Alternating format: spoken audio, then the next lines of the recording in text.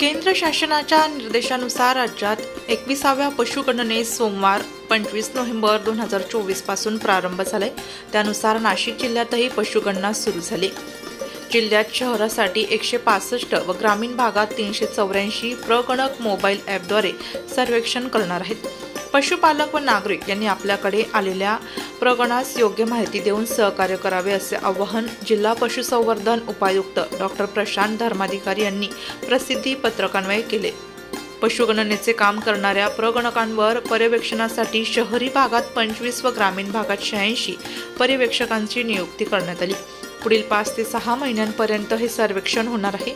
शहर भागात 4000 कुटुंब व ग्रामीण भागात 3000 कुटुंबाप्रमाणे एक प्रगणक, याप्रमाणे प्रगणकांची नियुक्ती करण्यात आली असून शासकीय कर्मचारी अधिकारी यांना या सर्वेक्षणात प्राधान्य दिले जाणार आहे।